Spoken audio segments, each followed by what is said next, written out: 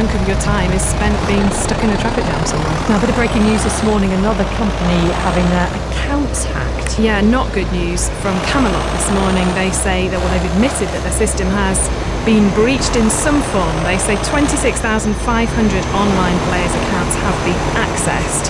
Now, that's a small proportion of their 9.5 million registered players' accounts, but it's significant nonetheless.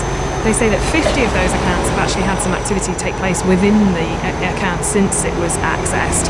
But they say that it wasn't through access into their core National Lottery system, so they think that the email addresses and passwords used on the National Lottery website might have been stolen from another website where the affected players used the same details. So they're kind of passing the buck on that one, saying obviously this is a hacker that's got the details from somewhere else, but nonetheless they've still got into those National Lottery accounts and some activity has taken place on them.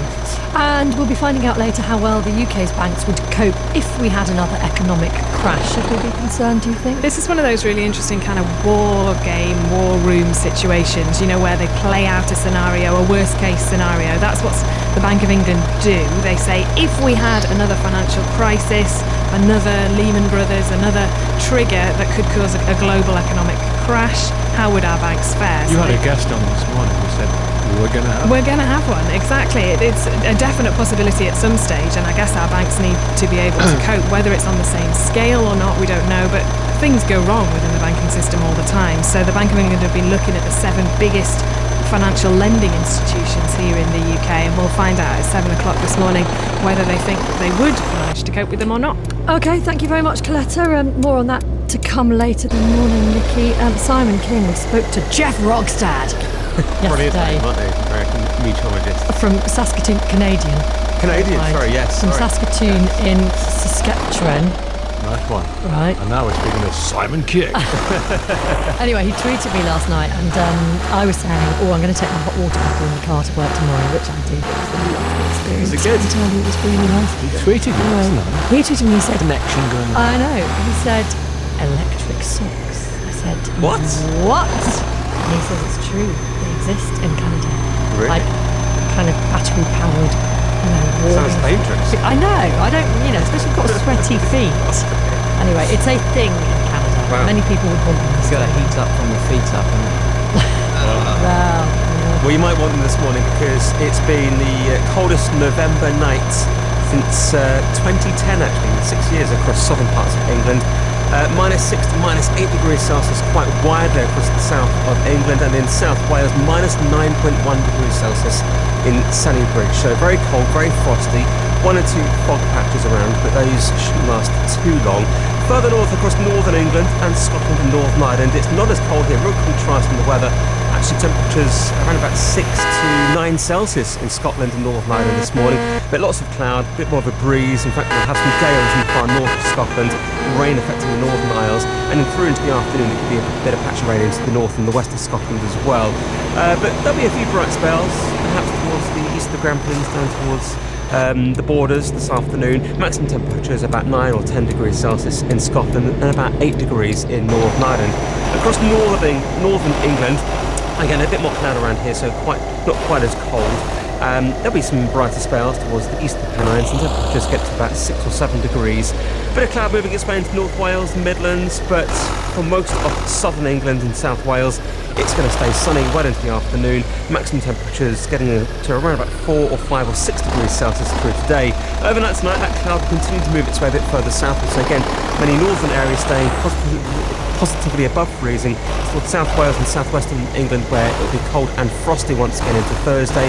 More cloud again around on Thursday. Some rain across Northern Ireland, western Scotland into the afternoon, and maximum temperatures tomorrow about 7 to 10 Celsius. Thank you, Simon. Good morning, Nikki. Yes, good morning. On 5 Live Breakfast this morning, what caused the plane crash carrying a Brazilian football team? Only 6 of the 77 people on board the chartered plane survived.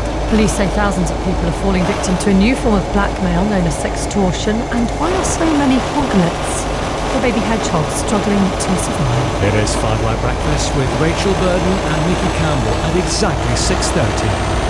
First for news and the best live sport. This is BBC 5 Live. The BBC has found that ambulance services in England, Wales and Northern Ireland are struggling to reach patients quickly enough Many crews are spending hours queuing outside A&E instead of attending emergencies. British investigators are heading to the scene of the plane crash which killed 71 people in Colombia. Players from one of Brazil's top football teams, Chapecoense, were on board. Police say thousands of people are being targeted by a form of blackmail known as sextortion. Criminals trick their victims into performing sexual acts online and then demand money to keep the images private. Well, the UK has been found to have the most congested roads in Europe. The data company Inrix says the biggest bottleneck is on the road in Germany.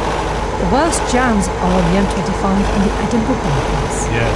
Yes, he says. It can be pretty terrible. Is it? Is it bad round there? It can be. They're not when my mum's driving at 93. I don't mean her age. We're trying to stop her. But there we are. Yes, it goes past the famous LN plastic ski slope. Do you know it? No. No, I don't. Gareth Southgate. Yes. The man who's in the right place at the right time. The right man, right place, right time. What do you want? The FA thinks so. My opinion is invalid at this junction. We'll get to Gareth Southgate. We're going to focus on a young man. 17-year-old Ben Woodburn has become Liverpool's youngest ever goal scorer. He wrapped up their 2-0 EFL Cup quarter-final win over Leeds last night. Now that came after an 18-year-old Trent Alexander-Arnold, the other guy's a TV presenter. Pointless. Absolutely. I'm going to start that again. It came after an 18-year-old Trent Alexander-Arnold provided the clock. Cross for Divock Origi's opener. Here's Jurgen Klopp. Nice. I think I spoke one or two times in press conference about it, that we can be quite happy with the talents we have in all. But so there's still a lot to work for them. But we like them. They like being with us. Even Klopp's laughing at me. I've put my teeth in now. Mike Phelan's Hull City also reached the last four last night. They had a man sent off but beat Newcastle on penalties. The club have progressed into a position of being in the semi-final of this cup competition, which they haven't been before. So that's a credit to all the players, to the staff. I think the supporters enjoyed themselves. It went all the way, had all the drama of the cup tie. 90 minutes, extra time, sending offs, penalties. What more can you ask for? Now, Gareth Southgate will be confirmed as the permanent England manager later after an FA board meeting. As Nicky says, right man, right time. He'll sign a 4-year contract.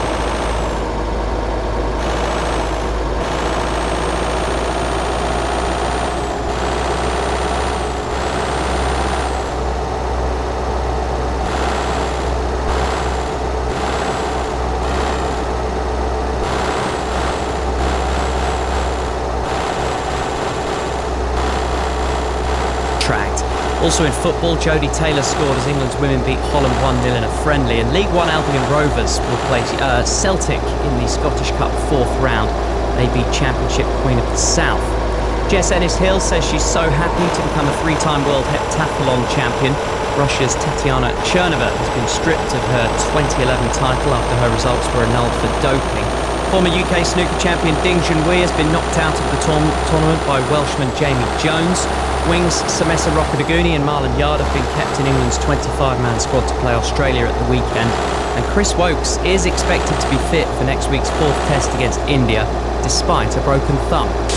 This is BBC 5 Live on digital, online, smartphone and tablet. You got there, what a pro. Didn't start very good. Happens to the best of us. It's not how you start, it's how you finish this. Happens to the worst of us. That's right, the old showbiz song. Have you ever got a job by, sheer luck, being in the right place at the right time? I'm sure 85058, this is the Gareth Southgate. He could do really, really well. Yeah, but you could argue he got there by graft, because he was there. Absolutely, but there was an unfortunate series of events that led him to... Right, okay. Yeah. I hear you. Once the guy who was on, I did an opera program on local radio, and the guy was on opera doing this pop program, rock program, didn't turn up. So there was no one else to do it. So I got the call saying... Did you do the opera? No, I did the show off. And that was, the rest is a rather unfortunate history. Yes. Which we've all suffered the consequence of. Here's Orla. Morning. How are the roads looking today? Good morning. The M5 in Gloucestershire heading south. Junction 11 at Gloucester. An accident's closed a lane there and debris has been left as well. And the M4 in Bristol eastbound. Junction 22 at the M49. Another accident there blocking one of the lanes. More for you at 2:45. Take 5 Live on the go. On digital, online, smartphone and tablet. 5 Live Breakfast with Nicky Campbell and Rachel Burton. Good morning. It is 6:34 now. The investigation continues into the plane crash, which killed most of the players from the top Brazilian football team. Chapecoense were on their way to a game with the Colombian side Atlético Nacional when their plane crashed yesterday. Only 6 of the 77 people on board survived. Ewan McKenna is a sports journalist in Brazil. I spoke to him just a little bit earlier, and I asked him about the team. Chapecoense comes from a place called Chapeco in Santa Catarina in the south of the country. It's only a city of about 200,000 people. They were formed in 1973 and they only got promoted to the top flight in 2013 for the first time in their history. And in the league, I suppose, there's excess where a lot of clubs are in big debt. They're a side that has been run very, very well. They're not in debt. They have a very, very tight budget and they've used it well. And this year has been a breakthrough for them. They've been ninth in the Brazilian top flight, and they've gone on this amazing run to a Continental Cup final, which was due to be played tonight, first leg. Tell us about some of the suggestions people have come up with in order to support this club after this tragedy. Well, there's many. I know I think Paris Saint-Germain have offered money. Clubs across Brazil and into the rest of South America have offered players on loan for next season. A number of Brazilian clubs have suggested there be a moratorium on relegation for the next 3 years should they finish in the bottom 4. And Atlético Nacional, who they were due to play in the Copa Sudamericana final, they have suggested that the title be given to Chapecoense. It's an awkward one though, because as much as it's a show of caring, all these things came out on day one of this tragedy, and it can seem a little strange to put football and next season and what happened to the club back into the forefront of the mind when there's 71 people just lost their lives. Presumably it wasn't just members of the team on this plane. Who else was on it? We know there were 77 people on board. There were 68 plus 9 crew. 71 of those, as I say, perished. There were more than 20 journalists on board. There were the team, the training staff, members of the Brazilian Football Federation, members of the Chapecoense board. There were 6 survivors in the end. There were 2 crew, 1 journalist and 3 players. Of the players, one defender, Alan Rushgell, he woke up, he was conscious at the scene and he asked to see his family and keep his wedding ring on. He has spinal injuries. A reserve goalkeeper, Jackson, we believe has had a leg amputated. Another defender, Nato, the 3rd player to survive. There were pictures of him being carried alive at the scene with serious head and chest injuries. There was a 4th player found alive, Danilo, the goalkeeper. He later passed away in hospital. And it's the little things, I suppose, that bring home the nature of this tragedy. The semi-final of this competition, Danilo was the hero, making a last-minute save against San Lorenzo of Argentina. He's now obviously passed away. The commentator, who kind of famously in Brazil was going wild over that for Fox Sports here, he's also passed away. So when you kind of put these little things into perspective and these little stories, it brings it home. Has there been any speculation as to what caused this crash?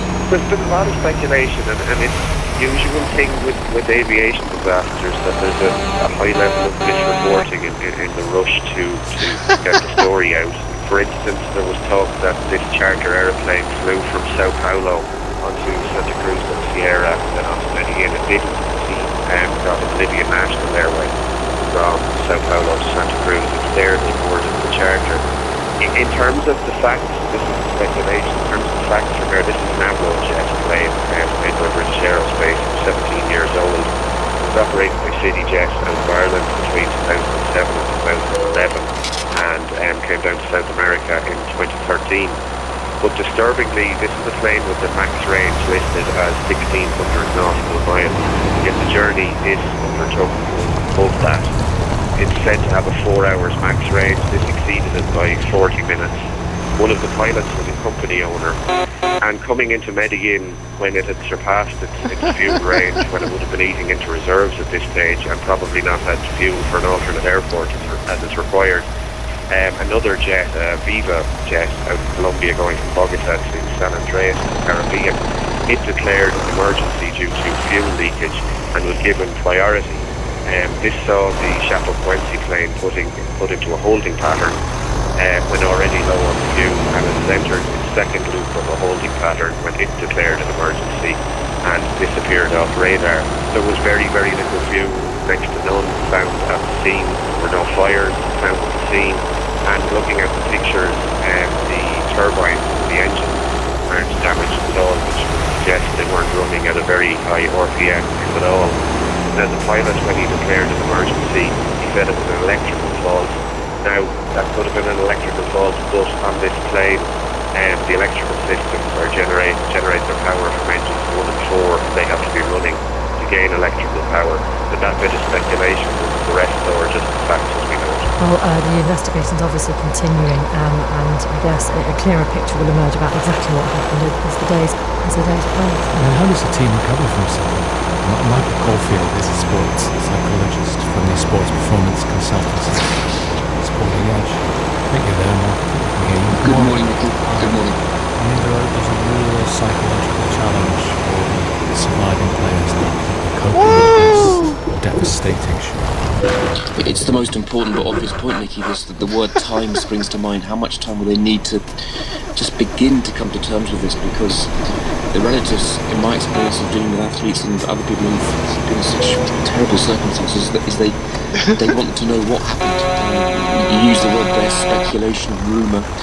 In the end, they need to know what happened to their loved ones because they want to know how they perished. It's just a desperate tragedy. How do you approach it then as a psychologist, a situation like this? I've had some experience, not on this terrible scale of dealing with parents and loved ones who've lost children of theirs who were in sporting accidents. And as you said, talking to you this morning, the horror of it all comes home, but you must give them time to A, understand, B, grieve, and then put this extraordinarily strong private support group around them to help them come to terms with it. Over the years, my experience tells me that you never get over it, you just learn to live with it as time progresses, but it takes an inordinate amount of time for them to even begin to comprehend what happened. And of course the question they always ask is why? Why us and why this happened? And those players who did not get on the plane, or those people who survived the crash, what about those? What about the challenges that they face in the treatment? Well, they will need, of course, the same level of support, but the word that's sprung to mind there, Nicky, one of them was guilt, because you saw that picture, that extraordinary picture of 3 players sitting in the deserted changing room back in the home dressing room in the town yesterday. They'll be thinking, gosh, should they have been on that plane? I don't know if they were injured, not selected, couldn't travel, suspended, but there'll be almost feelings of guilt. I'll meet them there. We're doing some excessive reading on the 1958 Munich air disaster for Man United, the players who survived. They had terrible feelings of guilt for many years because they thought how come they got away with it when their colleagues didn't? So Harry Gregg was he tried to help people and help survivors as well. He'd only joined United 2 months before the crash. He was a great man, cited for bravery. He went into the burning wreckage to rescue passengers. He just spends time. Harry Gregg is one, and Sir Bobby Charlton another. Indeed, yeah. I mean, I think to this day, when you meet Sir Bobby, I actually saw him recently at a game, you still know that his life, despite his own incredible career, his own wonderful family, his life was still shaped by losing his colleagues in 1958, and this will be no different in South America. It really is. It is of that scale and possibly more. Yeah, and Bobby Charlton had scored twice in Belgrade the night before. So this team, they were Leicester City. They were achieving great things, and they've gone for the heights of joy to this they were desperate Leicester, situation. Yeah. This is that wonderful report there. They were Leicester Plus because a town of 200,000, forgiven my maths here to anyone in England, but I think 200,000 is about 2/3 of the size of Wigan. So that's what this team had achieved since their formation in the last few years. So, and it's a small community, and as we know, Brazil is a very tight religious community. 90% of the nation are Catholic, so there'll be a huge religious element involved in this as well. But you don't get over this. You just come to terms with it at some point in your life and try and live your life accordingly. But it's knowing what happened and how it happened and why it happened. Those are the first big questions to answer. I think 3 words I had It's imprinted on mine this morning were for the relatives that they need to know what did happen, because there's nothing worse than not knowing how your loved one died. They must find out, and we know now from the advances in air technology that that's the one thing you can do, is find out what did happen. Thank you very much indeed. It's so interesting talking to you, field sports psychologist from the sports performance consultancy Sporting Edge. It is exactly 6:45. This is 5 Live Breakfast. The BBC has discovered ambulance services in England, Wales and Northern Ireland are struggling to reach patients quickly enough. A British team is heading to Colombia to investigate the plane crash which killed 71 people. And a campaign is underway to stop people being targeted by a form of blackmail known as sextortion. Otherwise, what's happening, Simon? It's been the coldest November night in 6 years, actually, across southern parts of England and South Wales. Temperatures down to -8, -9 degrees Celsius at the moment, so a hard frost this morning across southern areas.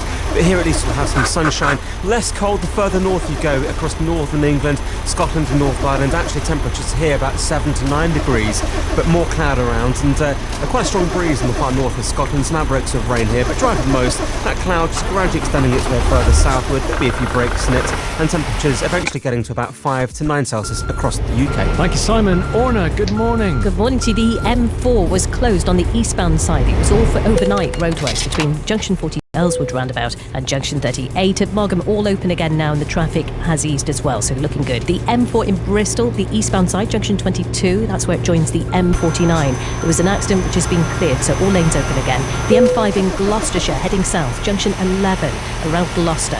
We've had an accident there, one lane still closed at the scene, of lorry involved and debris has been left as well. And the A1M in County Durham heading north at Junction 62 for Carville. A lorry's broken down, it's on the exit slip but affecting the main carriageway. This is just in as well, but it's cleared as well. So the M25 at Junction 29 for Romford. There was an accident, now on the hard shoulder. Traffic is queuing for a couple of miles. That's the M25 anti-clockwise at Junction 29. All mentioned, 5 Live Travel. Coming up, a delightful tale about a blue cup. We're going to also be discussing hedgehogs and more on that sextortion story. That's next. The FA Cup on the BBC. There will be heartbreak. Oh no! Still a chance! Oh no! There will be triumph. What a fine goal! Reputations will